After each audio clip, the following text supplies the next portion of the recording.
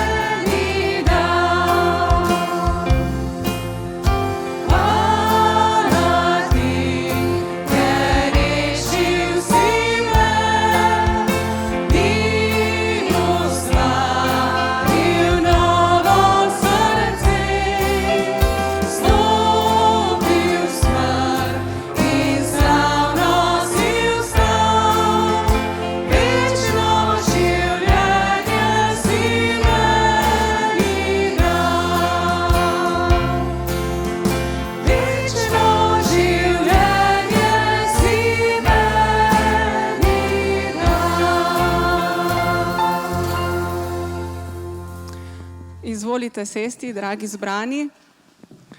Peli smo pesem o hvaležnosti in prvi stik nas ljudi, ko smo še otroci, s hvaležnostjo je beseda hvala. Ta je velikokrat izrečena kot zahvala za nekaj materialnega, nekaj navzven vidnega. A hvaležnost je veliko več od tega. Pri svojem delu z otroki opažam, da obstajajo 3 tipi učencev. Prvi, ki nikoli ne rečejo hvala, drugi, ki rečejo hvala, in tretji, ki se vedno na nek način zahvaljujejo in je to njihov način delovanja. Ti zadnji so otroci, ki se vedno znova vračajo v odnos z bližnjim, z učiteljem. To so učenci, ki se obrnejo in rečejo, poglejte, koliko je ptic na nebu. To so tisti, ki ti povedo, danes je najboljši dan, ker sem se peljal z vlakcem in sem nekaj videl. To so učenci, ki te poiščejo, ko so žalostni ali veseli, da bi te objeli. Otroci, ki so hvaležni za odnos, ki ga lahko imajo z bližnjim.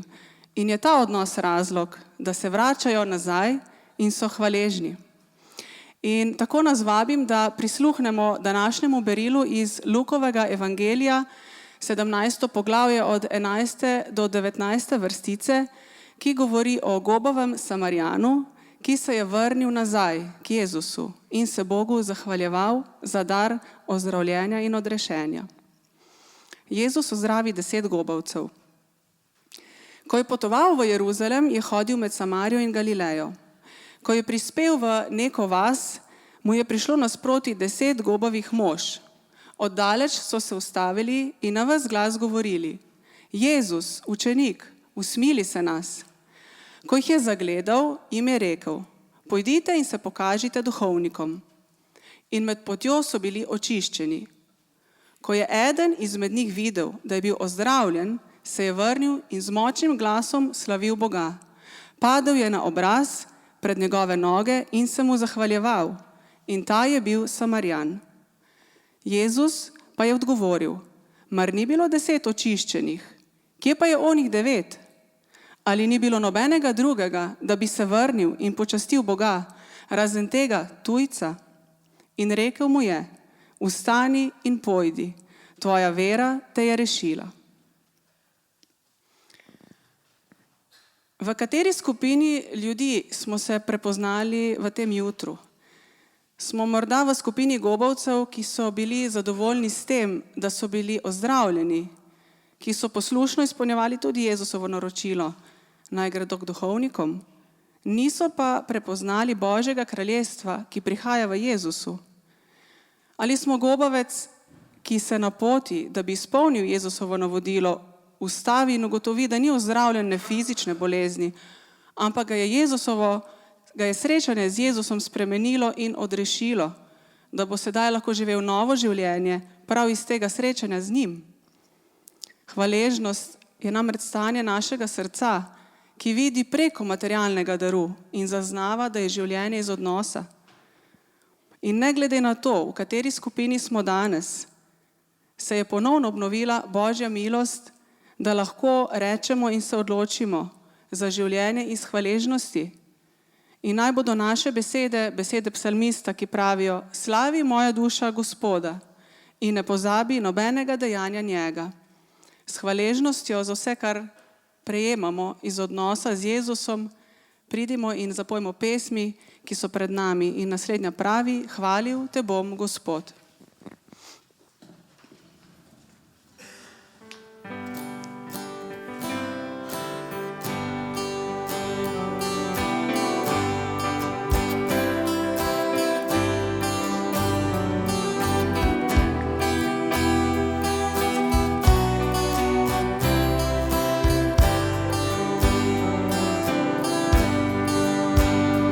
Hvalil te bom, Gospod.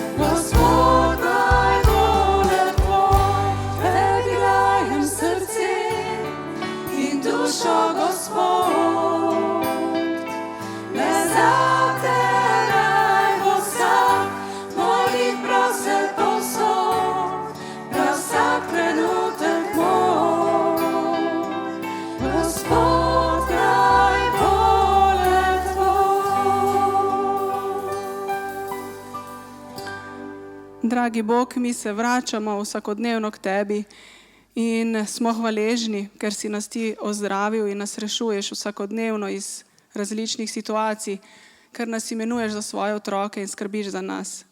Hvala Ti za cerkev, hvala Ti za brate in sestre, da smo lahko skupaj povezani v Tvoji ljubezni. Amen. Sledi utrinek za otroke.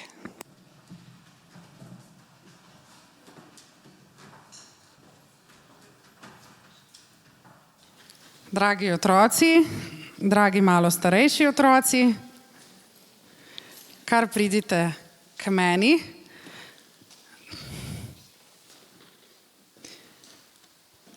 Začelo se je novo šolsko leto in s tem tudi bolezni otrok,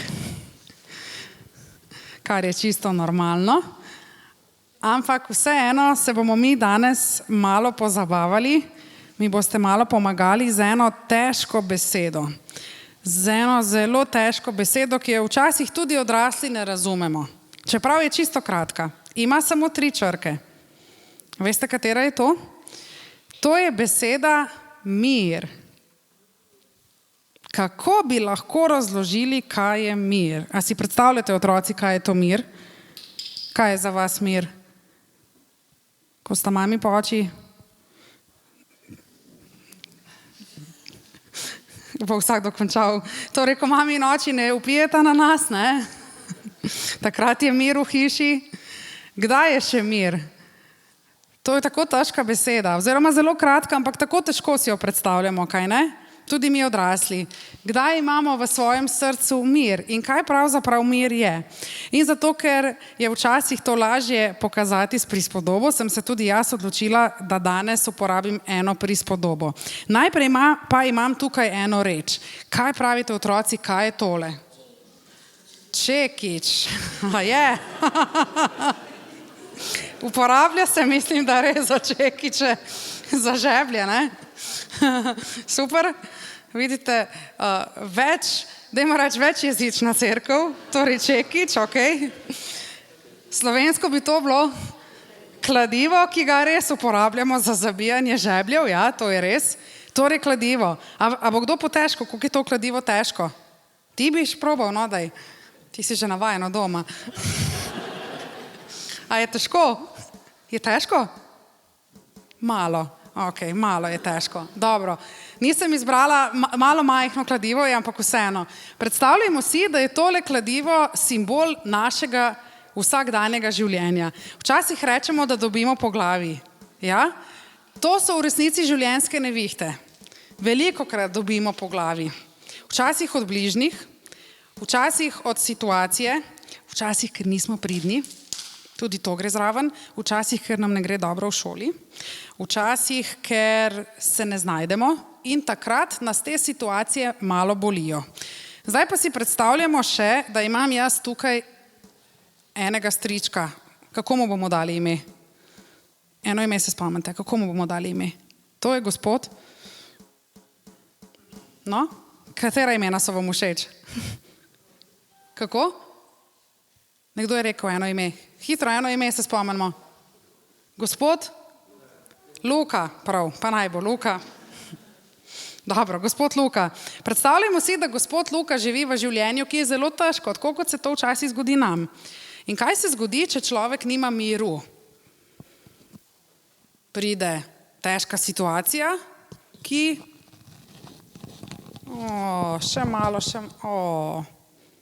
raztrga naše življenje in nastane polno enih lukenj.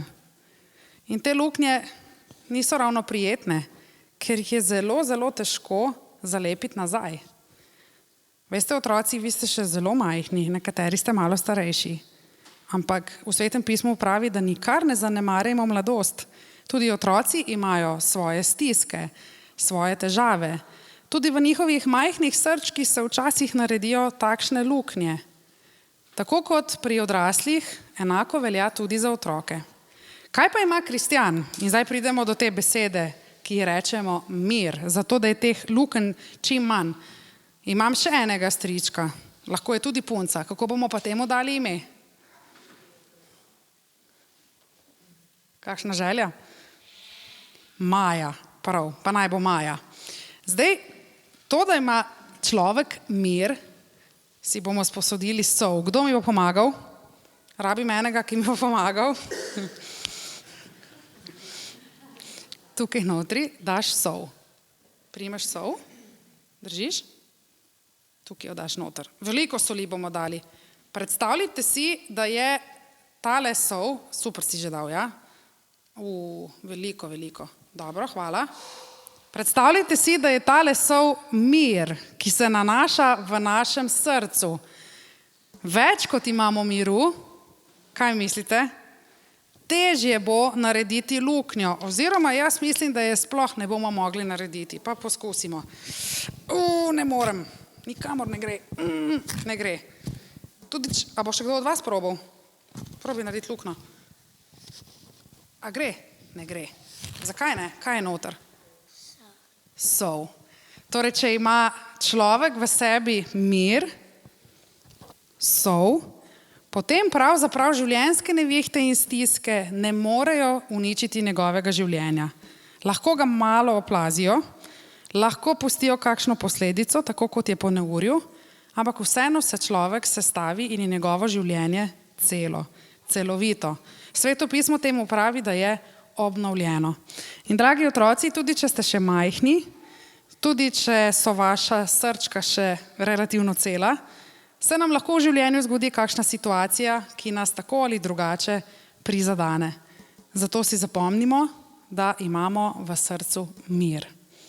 Sedaj pa boste šli k verouku, kjer boste mogoče še kaj več o tem slišali.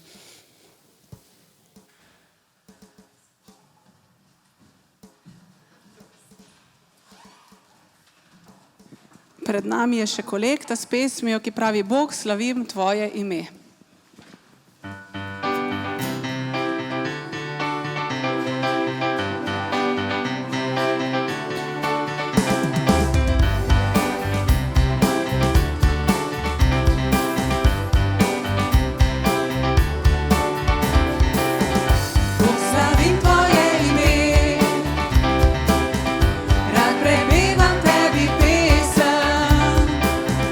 Dajem svoj ti srce.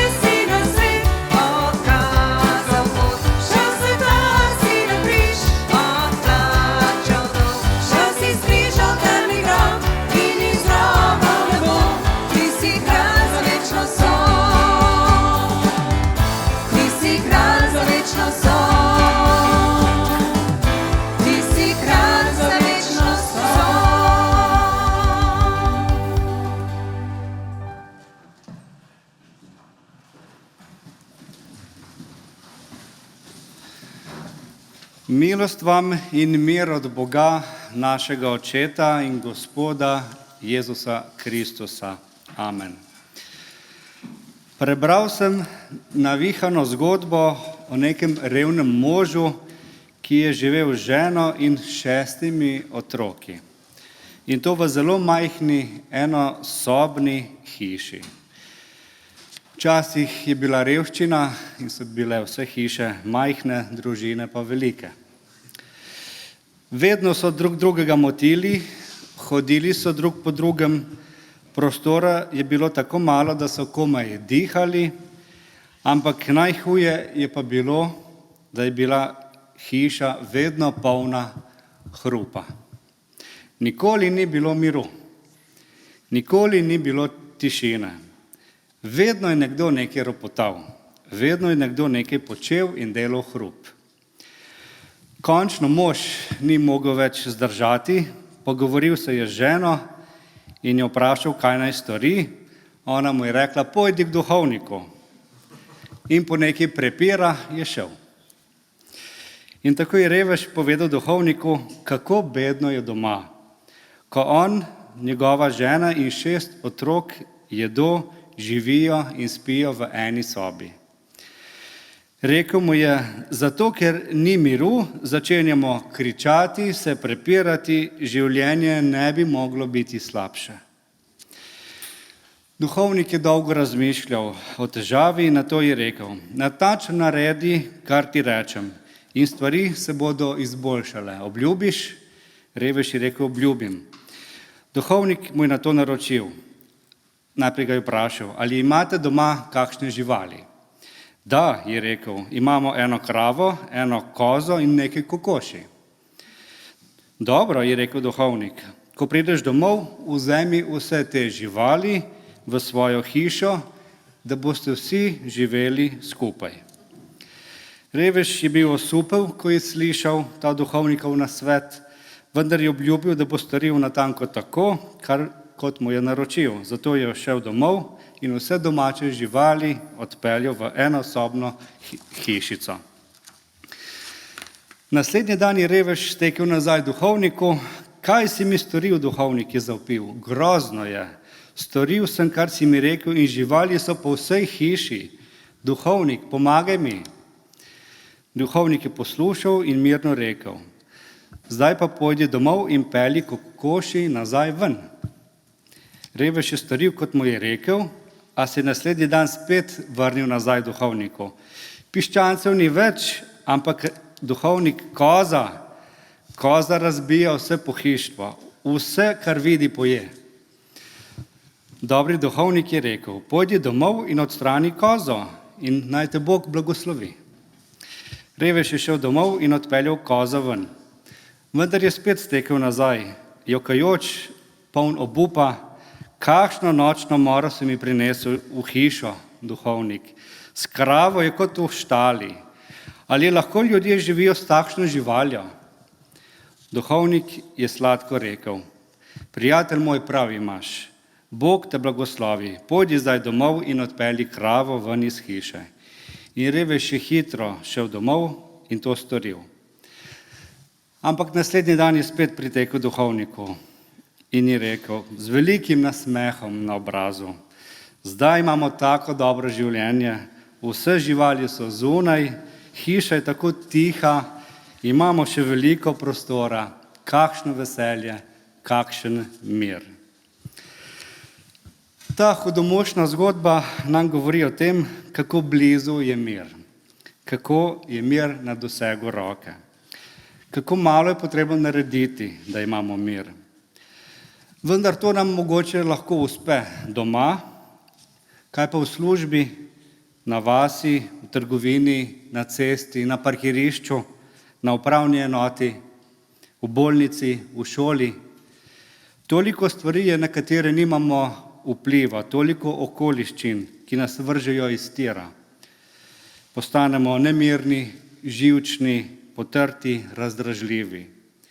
Že če nas boli glava, lahko življenje hitro postane neznosno in nemirno. In zato potrebujemo trajno rešitev, trajen mir. Tudi takrat, ko ne moremo nadzorovati svojega življenja in tudi takrat, ko se znajdemo v vrtincu težav in notranjih težkih občutkov in dvomov. O miru in tolažbi bo govorila današnja Božja beseda, ki je iz pisma Filipljanom, 4. poglavje, od 4. do 9. vrstice. Pa jo skupaj preberimo. Veselite se v Gospodu zmeraj, ponavljam vam, veselite se. Vaša dobrota bodi znana vsem ljudem. Gospod je blizu. Nič ne skrbite, ampak ob vsaki priložnosti izražajte svoje želje Bogu z molitvijo in prošnjo, z zahvaljevanjem. In Božji mir, ki presega vsak bo varoval vaša srca in vaše misli v Kristusu Jezusu. Sicer pa, bratje, vse, kar je resnično, kar je vzvišeno, kar je pravično, kar je čisto, kar je ljubeznivo, kar je častno, kar je količkaj krepostno in hvale vredno, vse to imejte v mislih. Kar ste se od mene naučili, prejeli, slišali in videli, to delajte. In Bog miru bo z vami. Hvala Bogu za njegovo sveto in nemiljivo besedo. Amen. Pismo Filipljanom, iz katerega je današnja Božja beseda, je napisano z zelo čustvenim in osebnim družinskim jezikom, kot smo lahko slišali.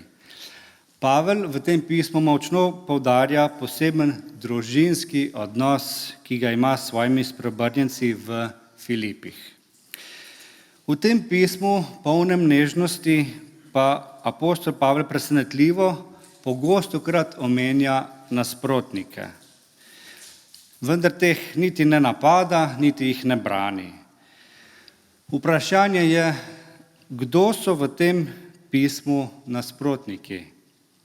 Kdo je Pavlu dvigal tlak in povzročal stres, krhal živce, medtem ko je pisal o miru? Bolj temeljno vprašanje je, ali so sploh bili nasprotniki. Da je imela krščanska skupnost v Filipih nasprotnike, lahko sklepamo iz 3. poglavja, kjer Pavel opozori pred tako imenovanimi psi, kar se sliši kar grobo in nesramno.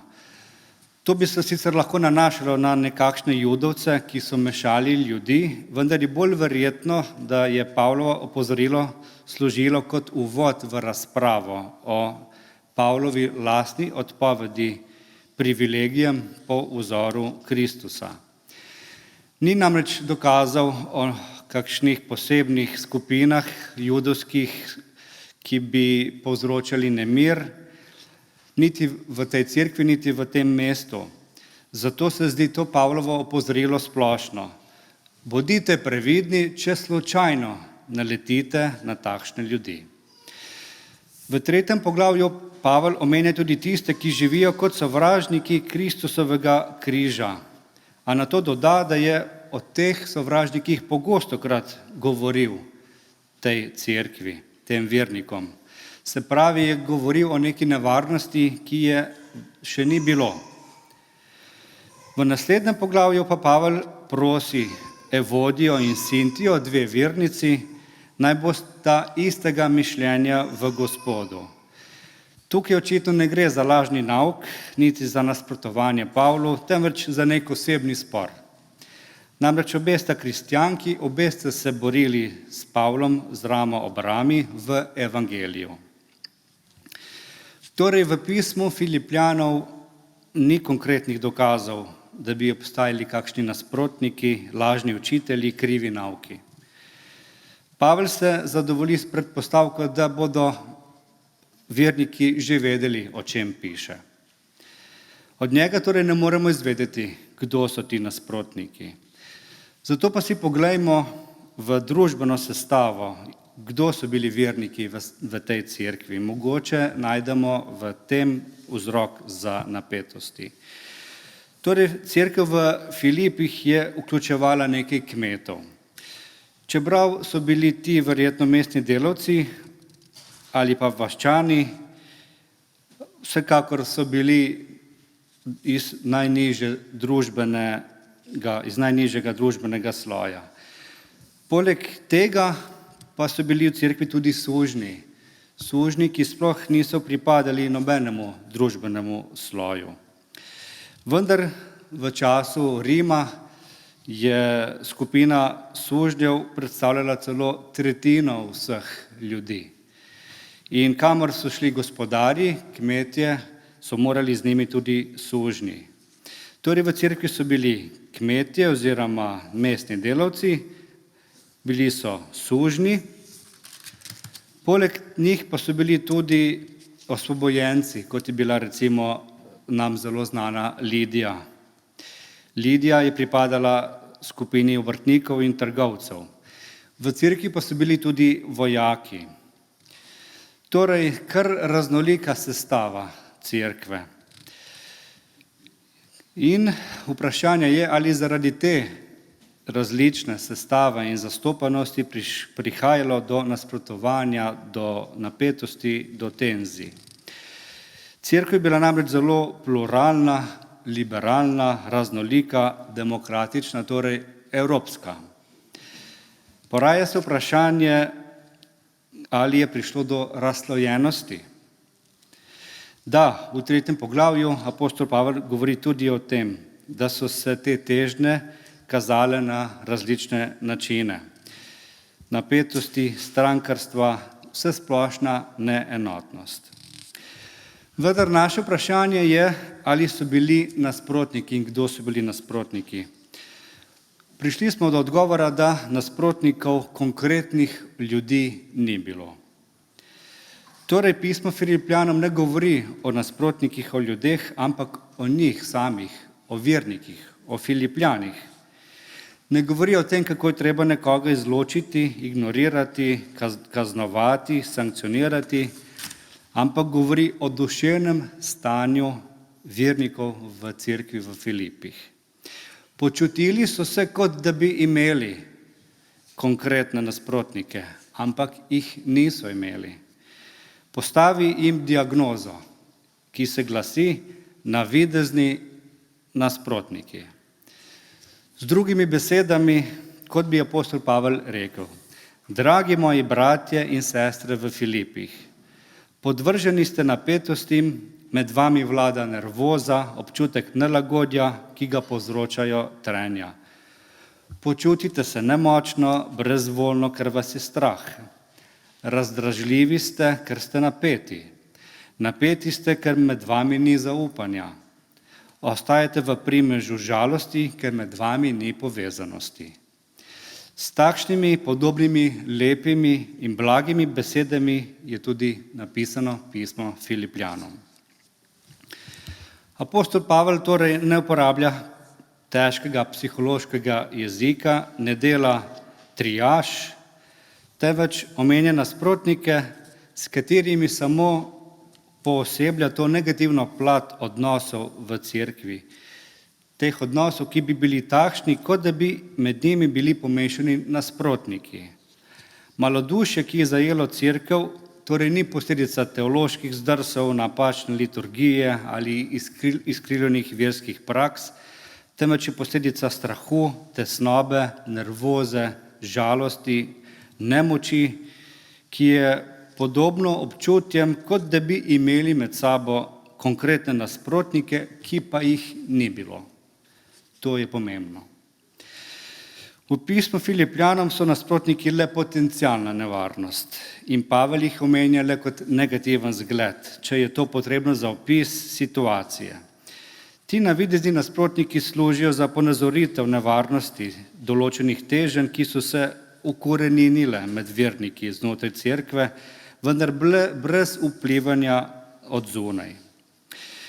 Verniki v cerkvi v Filipih so torej ujetniki lastnega strahu, nagnjenosti k depresivnosti, prepirljivosti zaradi nezaupanja, ujetniki teženj k strankarstvu, kritiziranju, ujetniki odklanjanja cerkve zaradi pomankanja zaupanja, ujetniki pomankanja zaupanja, ker imajo v glavi namišljene nasprotnike. Skratka, apostolu Pavlu se verniki smilijo, ker niso nič krivi. Zato jih nagovarja s prijateljskim, družinskim, čustvenim jezikom. Pismo Filipljanom in Pavlove besede vernikom predstavljajo balzam za dušo, mir za notranjost, sidro sredi vihravega morja, vir tolažbe in steber Božjega usmiljenja.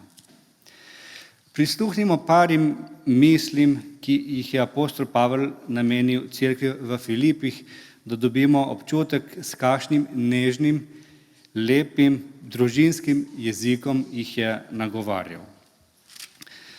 In sicer, zahvaljujem se svojemu Bogu, kadarkoli se vas spominjam, in v slekerni svoji molitvi zmeraj z veseljem molim za vas, zaradi vašega občestva v evangeliju od prvega dne do zdaj.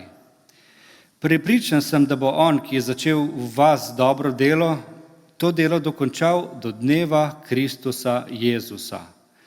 Prav je, da tako mislim o vas vseh, ker vas nosim v srcu, saj ste vsi z menoj deležni milosti, tako v mojih verigah, kakor pri obrambi in utrjevanju evangelija. Kajti Bog mi je priča, kako hrepenim po vas vseh, v ljubezni Kristusa Jezusa.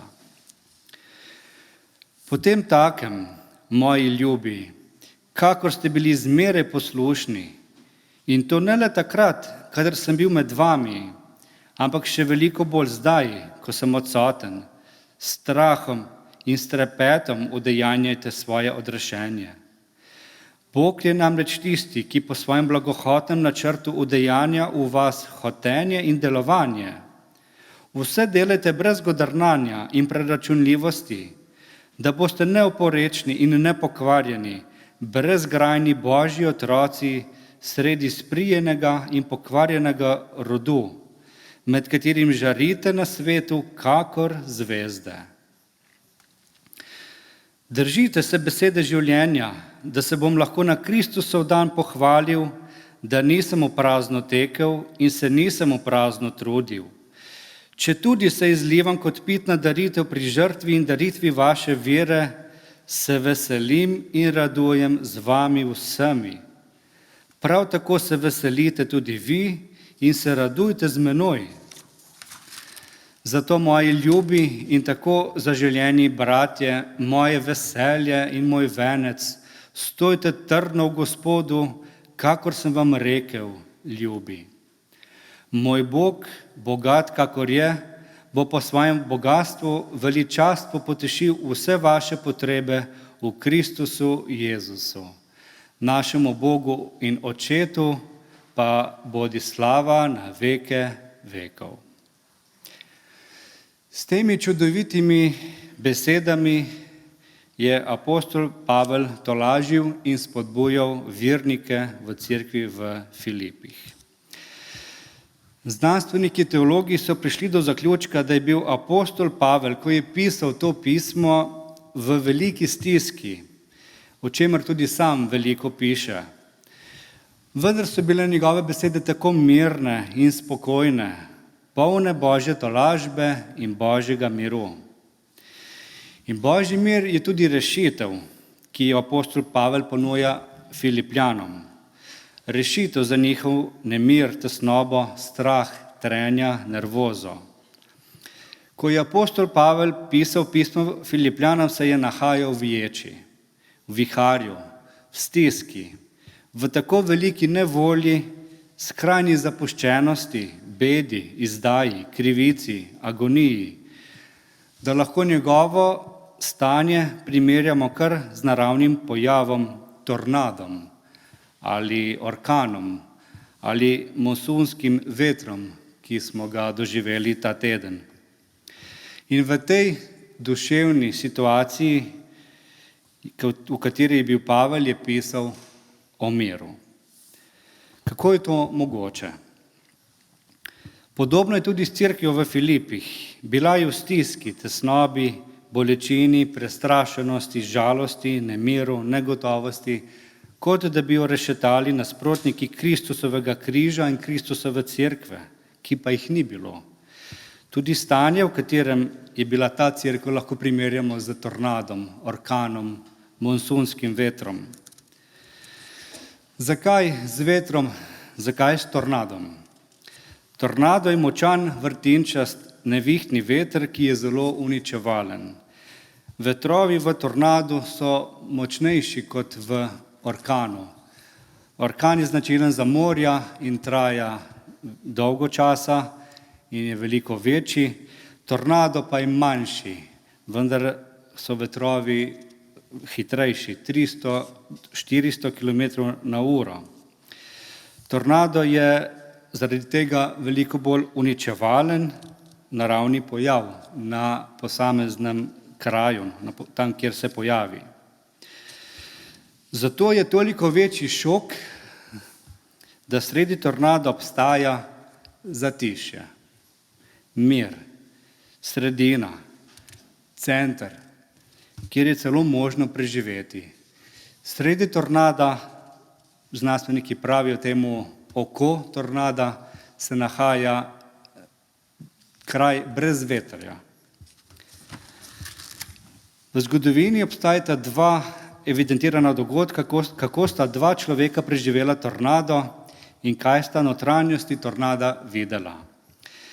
22. junija leta 1928 je kmetovalec Will Keller iz Greensburga v Kansasu v Ameriki z družino ogledoval škodo, ki jo je na njegovem pridelku pšenice povzročila toča, ki je pravkar prešla.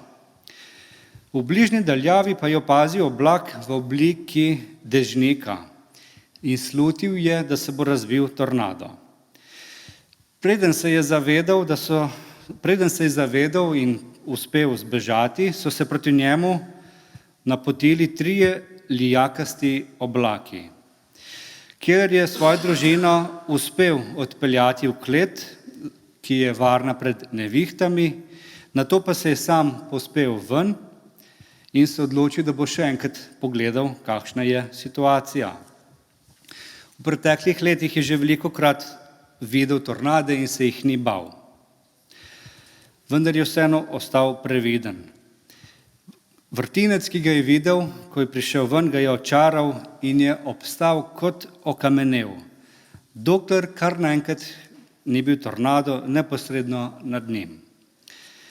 In ko je bil Keller enkrat v vrtinčastem oblaku, je povedal, da je bilo vse mirno in popolna tišina. Ko je pogledal navzgor, je zagledal okroglo odprtino neposredno nad glavo in ocenil, da ima premer približno 15 do 30 metrov in višino približno pol kilometra. Vrteče se oblačne stene so bile jasno vidne zaradi nenehnih bliskov strel, ki so cikcakasto vijugale z ene strani na drugo. Opazil je tudi veliko manjših tornadov, ki so se oblikovali in sproščali ter ustvarjali glasen sikajoč zvok. Tornado je nato prešel, preskočil njegovo hišo in odšel dalje, je zapisal Keller. Tudi drugo poročilo, Roy Hale, ne ovrže Kellerjeve zgodbe. Hale je bil pridelovalec soje v McKinnetu v Teksasu. Nekega pomladnega popoldneva leta 1951 so bili Hale in njegova družina zunaj, ko se je približala huda nevihta. Žene in otroke je poslal noter, da se skrijejo pod posteljo, on pa je ostal zunaj in opazoval prihajajočo nevihto. Trdil je, da je tik preden se je oblikoval tornado, videl zelene dežne plošče. Ko je začela padati toča velikosti žogice, je šel noter v hišo. Nato je slišal glasno ropotanje, ki mu je sledila popolna tišina. Stene so se začele tresti in na njegovo presenečenje mu je streho odtrgalo in jo vrglo v bližnji gozd. V tistem trenutku je pogledal navzgor, ker hiša ni imela več strehe, je lahko zagledal tornado nad hišo neposredno nad sabo. Notranjost tornada je opisal kot gladko steno oblakov z manjšimi vrtinci, ki so se vrtinčili okoli centra, preden so se oddaljili. Nenehne strele so ustvarile modrikasto svetlobo, ki mu je omogočila, da je sploh kaj videl. In potem je tornado kar naenkrat minil, nebo se je obarvalo sončno. Ta tornado je zahteval življenja 100 ljudi, medtem ko so Roy Hale in njegova družina preživeli. Ti dve resnični zgodbi, ki so dokumentirane tudi v ameriških muzejih na jugu države, govorite o dveh srečanjih s tornadom, ki sta se za ta dva človeka, te dve družini, srečno končala. Najmočnejši vrtovi, ki lahko premetavajo avtomobile in celo hiše, v svoji sredini skrivajo mir in tišino. Stvarstvo nam torej sporoča nekaj lepega. Še ena resnična zgodba, s katero zaključujemo, pravi, da je neki bogat mož naročil umetniku, naj naslika nekaj, kar bi upodabljalo mir. Po dolgem premisleku je umetnik naslikal čudovit podeželski prizor. Bila so zelena polja s kravami, ki so stala na njih, ptice so letele po modrem nebu, v oddaljeni dolini pa je ležala ljubka vasica.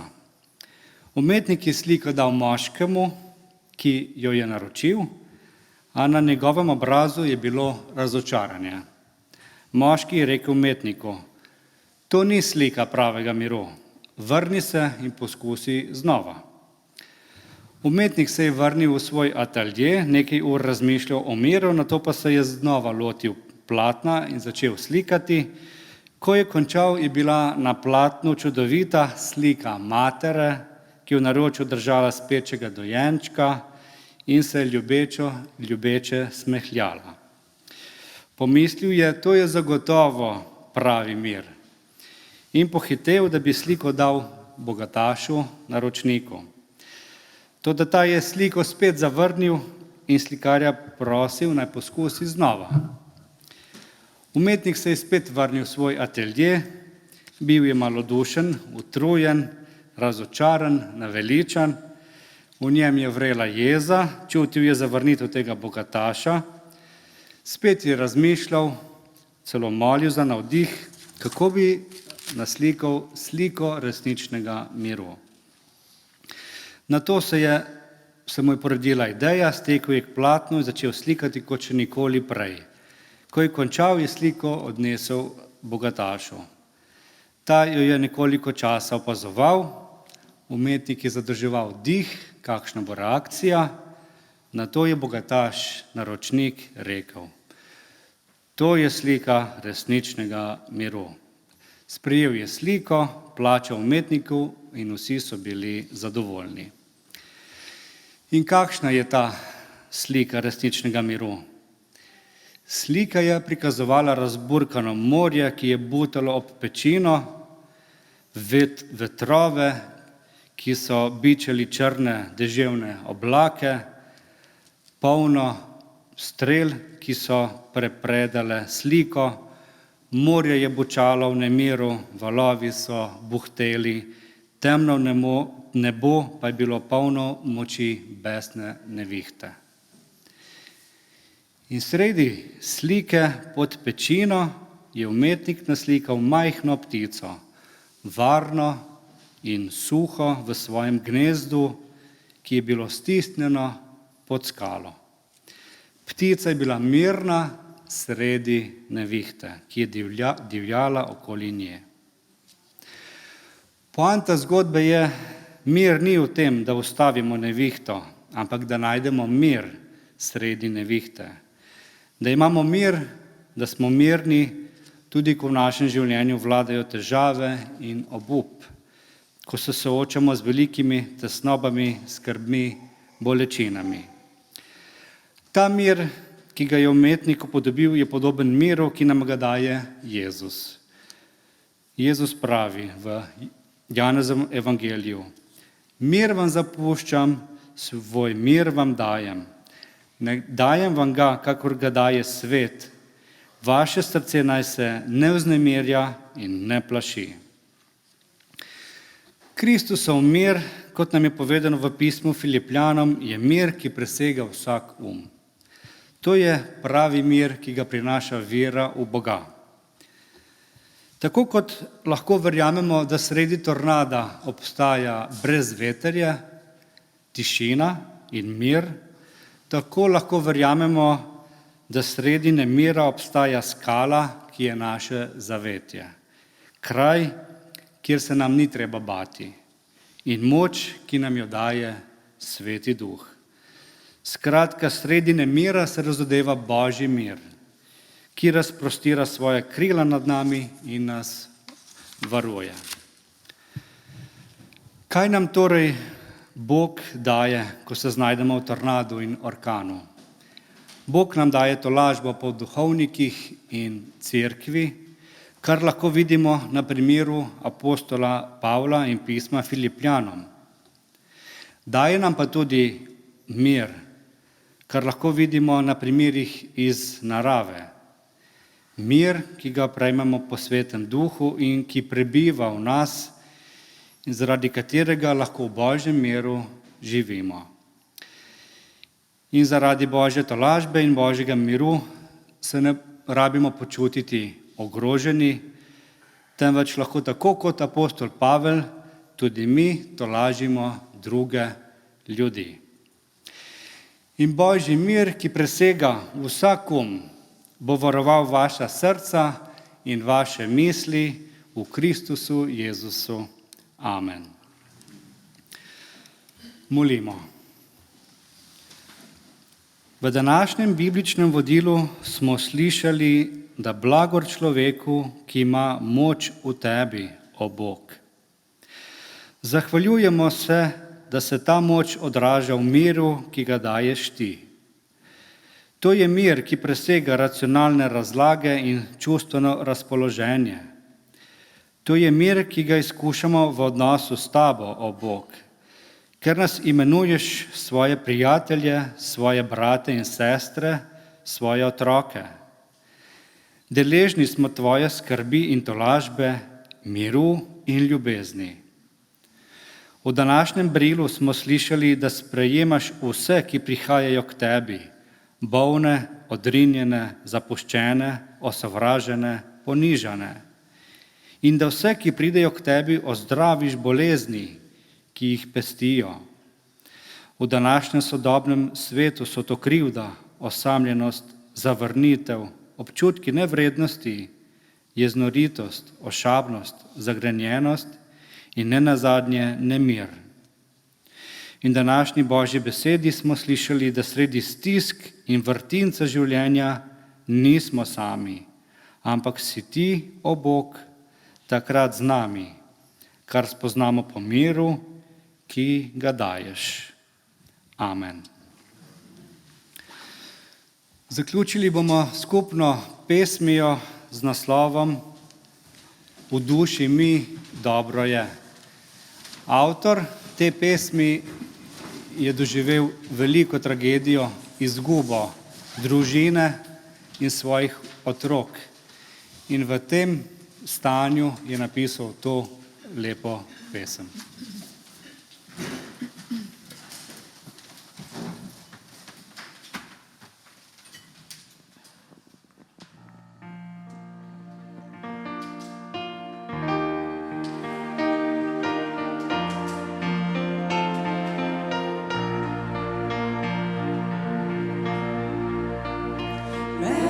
Nesreči valovi, kot vigra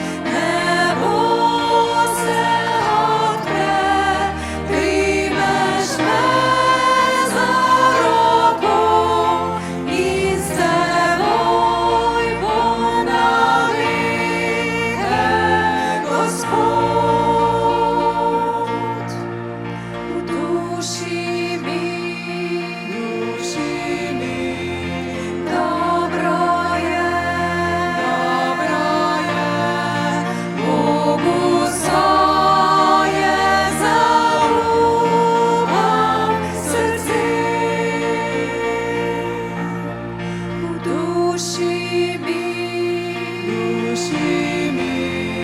dobro je, Bogu svoje zaupam srci.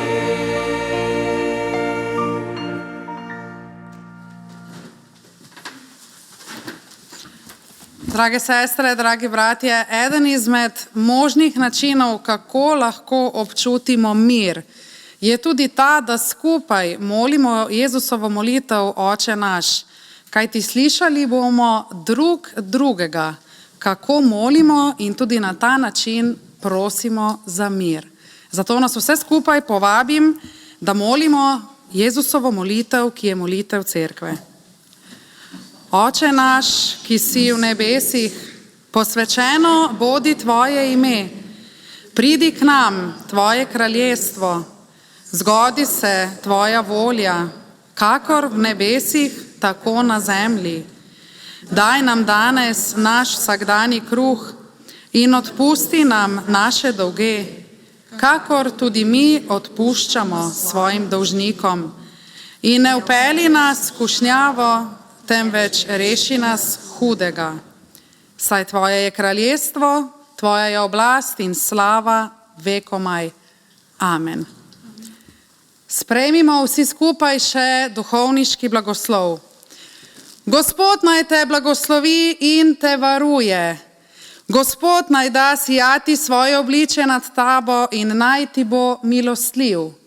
Gospod naj dvigne svoje obličje nad te in ti podeli mir. Amen.